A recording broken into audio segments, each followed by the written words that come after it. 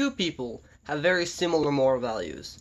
Both of them value life, both of them value agency, both of them value, people getting to live their lives the way that they should. They are both very good people, however, they disagree on some things. The biggest disagreement comes from the fact that one of them considers unborn babies to be babies. One of them does not. Because of this, one of them thinks that abortion should be legal because to them, all they see is that women are not being allowed to get rid of some of their pregnancy that they don't want for the sake of something they don't consider a life. The other one is very much against abortion because they see it as ending of a life that should get a chance to live. Both of them are fighting for what they consider a good thing. I'm not saying they are both right. Obviously, one of them has to be wrong. But both of them are fighting for both of them have good intentions. However, they don't actually see each other that way. The one who is against it sees the person who is for it as promoting murder of babies.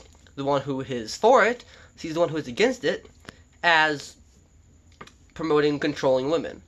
And so both of them consider each other very bad people. Both of them you could say they hate each other. However, both are good people who, at their core, have very similar moral values. Also, there are a lot of political things that do this. I don't really consider abortion that much of a political issue. I think it's more of a moral issue. But since it has similar nuances to a lot of political issues, and it's generally divided among the political scale, and most right-wingers are pro-life, and most left-wing people are pro-choice, so I still loop it in. It's one of the biggest examples of the political polarization, where even though one side is intellectually wrong, is factually wrong. I'm not going to clarify which one that is right now. I'll have other videos that talk about what my opinions on abortion are. You can ask about them in the comments. I'll answer them. I'm not going to hold back there, but for the sake of this video, I'm not going to clarify. I'm just going to say that obviously one side is wrong, but a lot of people fail to realize that being factually wrong does not mean you are morally wrong. Because no matter how wrong you are about something, if you truly believe something, it doesn't make it real. Truth is not subjective like some people think. Truth is objective. But in their mind, the way they see the world, to them, the way they see the world works the way everybody believes it does. Whether they are right or not, that is how they see it. And so it's only logical that they will act on the way they see it. Whether the way they see it is right or wrong, it makes perfect sense that they will act in the way they see it, because as far as they know, that is how it actually works, even if it isn't. There are many other ways than just abortion. If you look at capitalism versus socialism, both of them might want people to have good lives and want the country to have a good economy.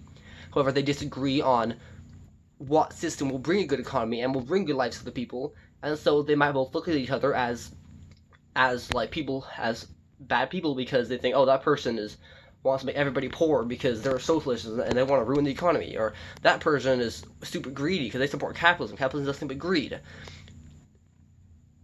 Both people are fighting for something good.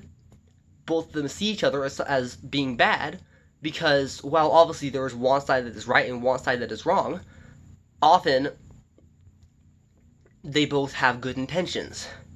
Now, I'm not saying everybody on both sides is good. I think there are pro-lifers who don't even care about the babies and just want control over women. I'm not saying that those don't exist. I'm not saying there aren't pro-choicers who maybe even might consider a fetus a baby, but they just do not care because they want to be able to have sex and get pregnant as much as they want and not have any consequences. There are definitely capitalists, especially richer ones, who don't care about the exploitative problems that can arise in capitalism. They just want the money for themselves. And there might be people who support socialism because they know that they would be safe in it. They have enough to be safe in it, even if everyone else is poor and they don't care. This is usually governments. Usually with capitalism and socialism, the working class is all fighting for the system that they think is actually right, because any political system that hurts the working class is going to hurt them too. It is usually only the politicians themselves that are fighting for a system they don't consider right. But yeah, either way, they do exist. However, the average person is not fighting for systems that they actually see as being evil. The average person fights for systems that, in their mind, is the best system to make the world and the lives of themselves and people around them better. That people can be wrong about that, and still be fighting for the right cause. Political polarization causes good people to hate good people because it can be very extreme things. There can be very, very bad things that can still seem right to certain people for reasons that make sense. And because of that, other good people see them as being horrible. They are supporting a horrible cause. There are people who are on the wrong side are supporting a horrible cause. This does not make them horrible people. That means that makes them misguided people. You can be misguided and still be a good person. So the best way to engage in political discourse is to not demonize the other side because they hold a belief that you consider horrible.